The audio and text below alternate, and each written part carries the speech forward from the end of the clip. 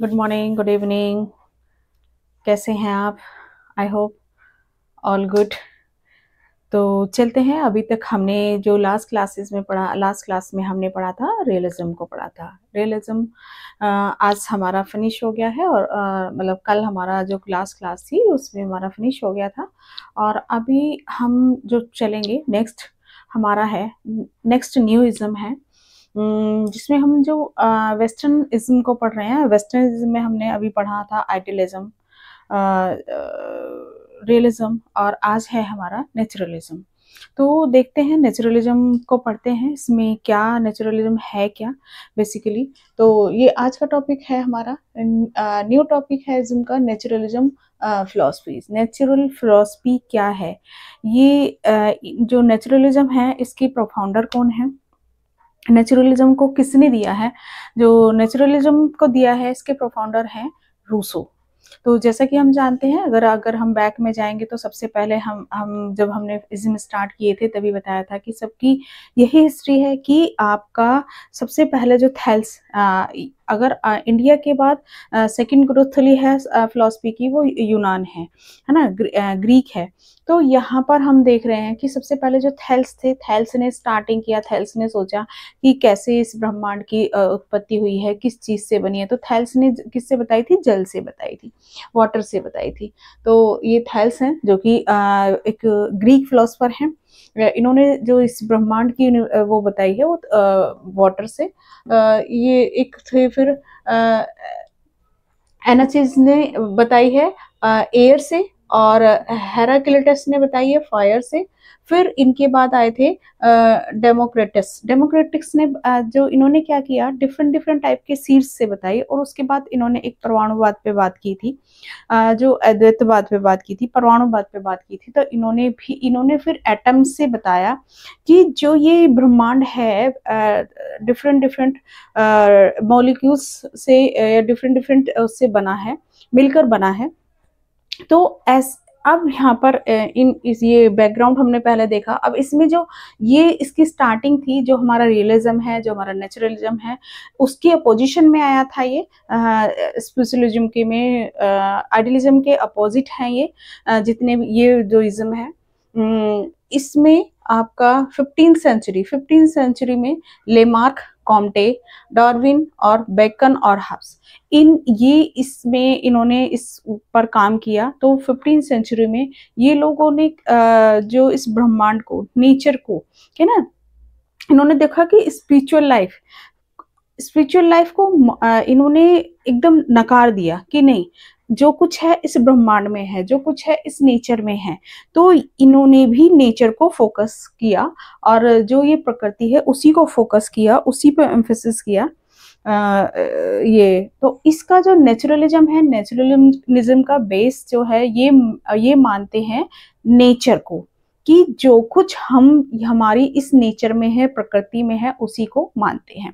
तो रूसो ने कहा है कि हमारी नेचर से आगे जो अल्टीमेट रियलिटी है वो नेचर को माना है इन्होंने।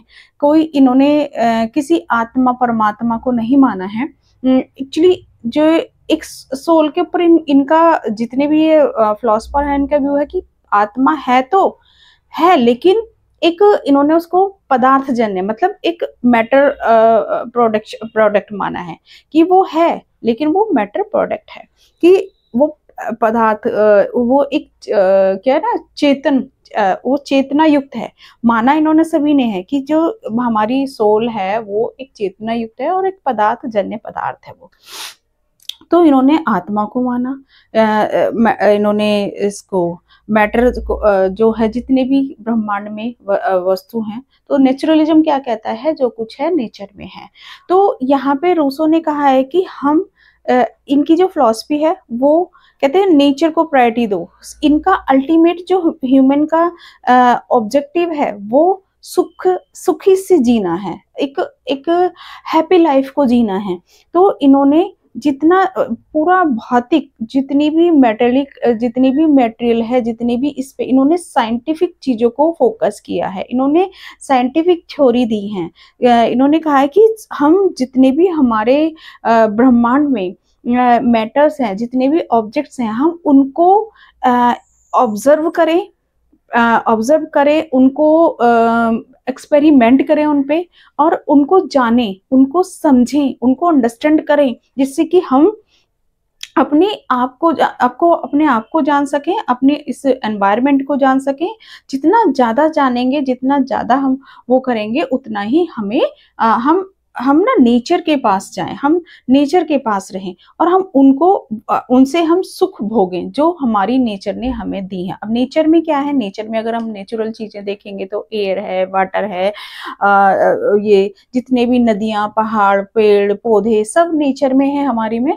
तो इन सबको ज़्यादा से ज़्यादा जाने, और ज़्यादा से ज़्यादा तो हम आइए इसी क्लास में अभी सबसे पहले हम philosophy what is the naturalism क्या है, इसको हम इसमें देखेंगे। और ये जैसे कि हमें पता है कि ये रूसो ने दिया है, और रूसो का जो थॉट है, रूसो कहता है कि इंडिपेंडेंटली, जैसे कि कहता है ना, वो कहता है कि जो सोसाइटी है, सोसाइटी में तो हम खराब हो जाते हैं। मतलब रूसो का थॉट ये है कि नेचुरलिज्म का जो मेन थॉट है वो ये है कि इंडिपेंडेंट रहने दो, सबको इंडिपेंडेंट रहें, अपने तरीके से थॉट, अपने तरीके से सोचें, अपने तरीके से चीजें करें, लेकिन आप अपना सोसाइटी जो है उस पर थोपे ना, कोई भी चीजों को अपनी ना थोपे, कि वो स्वतंत्रता में विश्वास करते हैं, वो इंडिपेंडेंट में विश्वास करते हैं रूसो।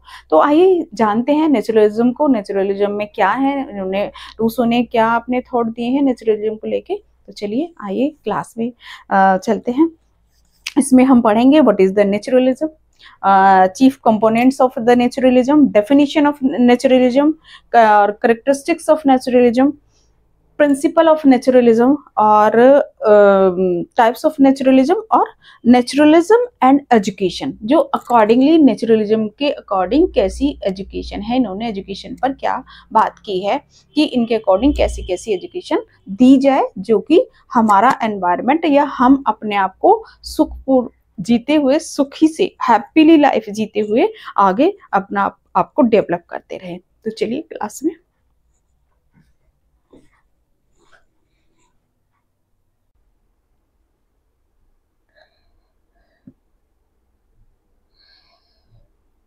तो अभी हम लोग पढ़ रहे थे ये फिलॉसफी में ये देखते हैं एजुकेशनल फिलॉसफी, जिसमें अभी हमने आइडियलिज्म, रियलिज्म हम पढ़ चुके हैं, और अभी जो हम पढ़ेंगे इसमें ये फिलॉसफी है, इसमें नेचुरलिज्म। नेचुरलिज्म देख लेते हैं क्या है नेचुरलिज्म में, कौन इसके प्रोफाउंडर हैं, किसने क्या कहा है। वेस्टर्न स्कूल ऑफ फिलॉसफी, ये वेस्टर्न स्कूल्स हैं, चारों ही वेस्टर्न स्कूल्स हैं जो भी हम देख रहे थे, आइडियलिज्म, रियलिज्म और प्रैग्मेटिज्म और naturalism. What is the naturalism, इसमें जो हम पढ़ेंगे what is the naturalism, chief exponent of naturalism, definition of naturalism, characteristics of naturalism, principle of naturalism, types of naturalism, naturalism and education. तो अभी जो हम इसमें पढ़ेंगे वो ये सब पढ़ेंगे जो हम ये देख पा रहे हैं। नेक्स्ट चलते हैं।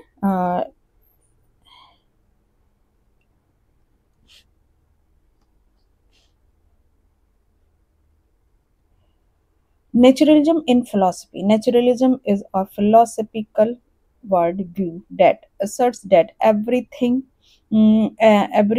arises from natural cause and law, and supernatural of spiritual explanation are necessary. It applied to various fields, including metaphysics, epistemology, ethics, and aesthetics. Aesthetics. तो कोई भी जो ब्रांच होती हैं उसकी, कोई भी फिलॉसफी होती है उसकी 3 ब्रांच होती हैं, जैसे कि हम यहाँ देख पा रहे हैं, मेटाफिजिक्स, एक्सियोलॉजी, एथिक्स, एपिस्टेमोलॉजी। ये 3 ब्रांच आपको हमेशा, कोई भी जो इज्म है उसमें तीनों ब्रांच होंगी। तो ये नेचुरलिज्म की तीनों ब्रांचेस को हम इसमें देखेंगे कि कौन कौन सी कैसे कैसे इसमें मेटाफिजिक्स में क्या कहा गया है, एक्सियोलॉजी में क्या क्या कहा है, और एपिस्टेमोलॉजी में जो नेचुरलिज्म की एपिस्टेमोलॉजी में क्या है। तो अभी यहाँ देख लेते हैं। नेचुरलिज्म जो है वो नेचर को फोकस करता है, नेचर पे एम्फेसाइज करते हैं नेचुरलिज्म। इसके जो प्रोफाउंडर हैं वो अरिस्टोटल हैं। ये इसमें इसके टाइप्स हैं, टाइप्स ऑफ नेचुरलिज्म, कौन कौन सी टाइप्स की ये नेचुरलिज्म दिया गया है। मेटाफिजिकल नेचुरलिज्म, ऑन्टोलॉजिकल नेचुरलिज्म भी कहते हैं इसे, the belief that only naturalism entities exists, matter, energy, space, time etcetera, no super natural force और बीइंग और बीइंग्स, गॉड, सोल। ये किसी भी ऐसे सुपर नेचुरल पावर को नहीं मानता है, गॉड और उसको नहीं मानता है, कोई स्पिरिचुअल सुपर नेचुरल पावर पर फोकस नहीं करता है। ये जो फोकस करता है, जो बिलीव करता है, ये मैटर, एनर्जी, स्पेस, टाइम, इन सब में। तो नेक्स्ट है इसमें supported to scientific realism, science describe the fundamental nature of reality. Second है मैथोलॉजिकल नेचुरलिज्म। इसमें आपका science should operate under the assumption that natural cause explain all phenomena. Second है common in empirical science like physics, biology and psychology. Next and third है epistemological naturalism. Epistemological naturalism, knowledge comes from empirical observation, scientific investigation and sensory experience rather than divine revelation of pure reason.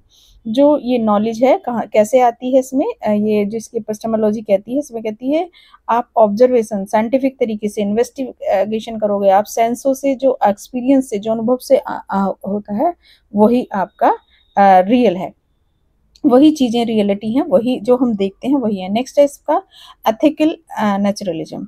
Ethical naturalism कहता है moral values are derived from human nature and the natural world. Next है इसमें ethical principle are based on biological, psychological and social fact rather than divine command on abstract reasoning. ये थे आपके इसके types, चारों types अभी हमने देखे। नेक्स्ट है इसमें Jean Jacob Rousseau and naturalism. Rousseau के अकॉर्डिंग क्या इन्होंने अपना वो दिए हैं थॉट्स दिए, देखिए। If you were referring to Rousseau, his philosophy is not exactly naturalism in the strict philosophical sense, but he did emphasize the state of nature, the natural goodness, humans and the role of natural in education and morality. Next है education and natural development. तो इसमें है Rousseau argue that education should follow natural development rather than artificial constraint. Next है he emphasized learning through experience and interaction with nature rather than rote memorization. तो ये यहाँ पर कह रहे हैं कि आप डायरेक्ट नेचर से इंटरेक्ट करो, नेचर से इंटरेक्ट करके सीखो, एक्सपीरियंस से सीखो। जो रूसो ने कहा है यहाँ पर फोकस किया है उन्होंने एक्सपीरियंस डायरेक्ट वे में, ना कि कोई भी किसी भी तरह की जो रोट मेमोराइजेशन होती है उनसे नहीं आप वो कर सकते, जो नेचर से कर सकते हो, जो आप एक्सपीरियंस से कर सकते हो, डायरेक्ट इंटरेक्ट करके कर सकते हो नेचुरल डेवलपमेंट। नेक्स्ट है naturalism themes the Rousseau work, the state of nature in the social contact and discourse on inequality. Rousseau theories that humans were naturally good in their primitive state but civilization corrupt them। मतलब Rousseau यहाँ पर कह रहे हैं कि जो बच्चा है, जो ह्यूमन है, जो वो बहुत प्योर होता है, वो प्योर होता है, लेकिन जो हमारी सोसाइटी है, जो हमारा समाज है, जब वो अपनी जो बातों को थोप देता है तो वो बच्चा करप्ट हो जाता है, वो ह्यूमन करप्ट हो जाता है। जब हम सोसाइटी के रूल्स रेगुलेशन हम पर बच्चे पर आ जाते हैं, बच्चे को अकॉर्डिंगली सोसाइटी के चलना पड़ता है, बजाय वो अपने जो अपने इंटरेस्ट हैं, अपनी उसकी जो कैपेसिटी है, अपनी जो उसकी इनर पावर है, उनको वो फुलफिल तरीके से नहीं जी पाता है, वो सोसाइटी के अकॉर्डिंग जीता है तो वो करप्ट हो जाता है। वो प्योर आत्मा है, प्योर आता है, लेकिन सोसाइटी उसे करप्ट कर देती है।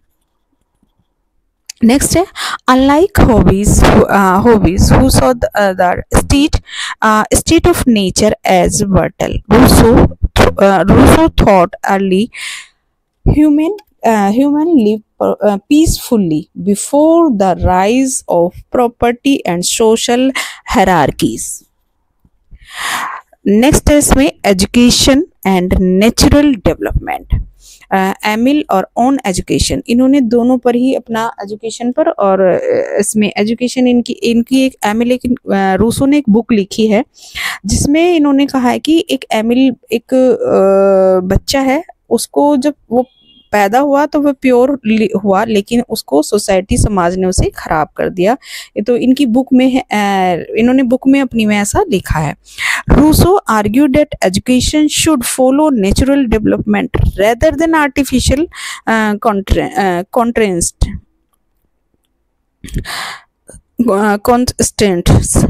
He emphasized learning through experience and interaction with nature rather than rote memorization।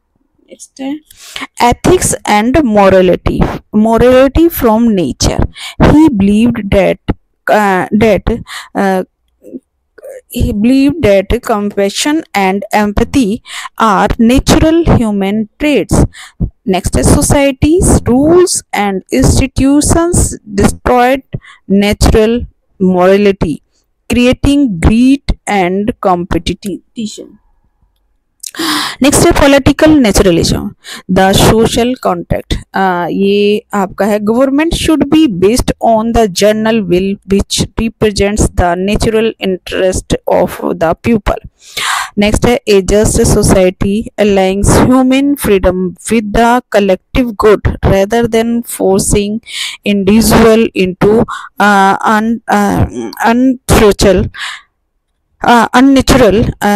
unnatural hierarchies।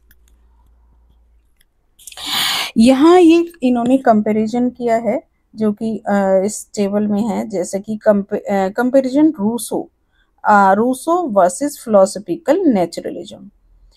Rousseau versus philosophical naturalism किस एस्पेक्ट में किया है? मेटाफिजिक्स। मेटाफिजिक्स में रूसो का जो व्यू है वो कहते हैं nature is inherently good but society corrupted. Next है इसमें नेचुरलिज्म में हम देखते हैं जो कि जनरल नेचुरलिज्म है, reality is pure, reality is purely natural, no super natural elements. Next है इसमें एस्पेक्ट में human nature, human are naturally compassionate और फ्री। नेचुरलिज्म देखेंगे human behaviour is shaped by biology and evolution. Next है ethics, morality come from emotion and empathy. Next है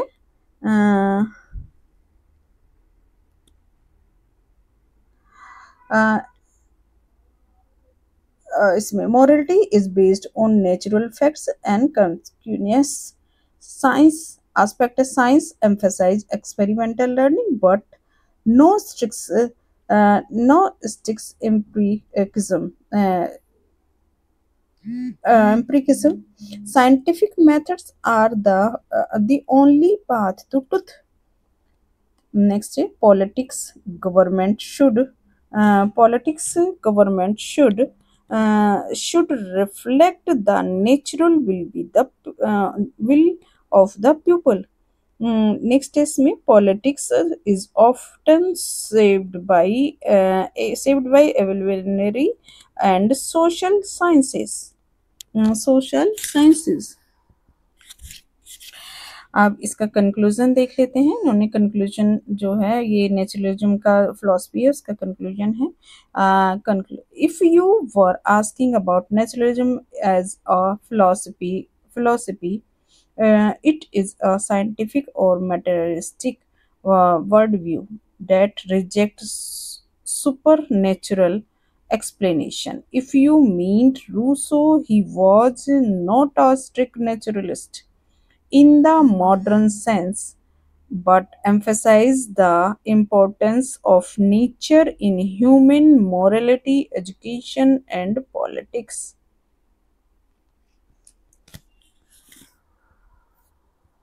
तो ये था इसका ये आज की क्लास में।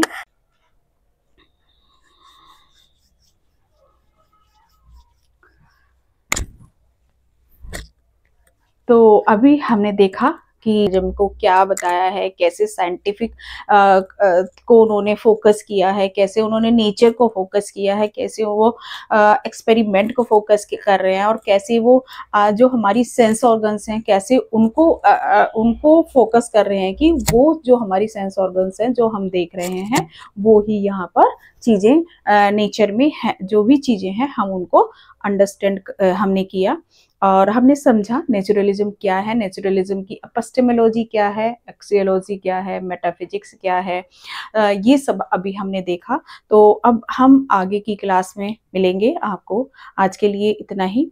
तो जैसा कि मैं हमेशा आपसे कहती हूँ कि सब्सक्राइब करना ना भूलें। आपका अपना अनुष्ठान चैनल है, आपके डॉक्टर सुषमा रानी आपके साथ हमेशा आपके साथ क्लास में रहेंगी। तो आप अभी सब्सक्राइब करना ना भूलें, लाइक करना ना भूलें, शेयर करना ना भूलें। Thank you.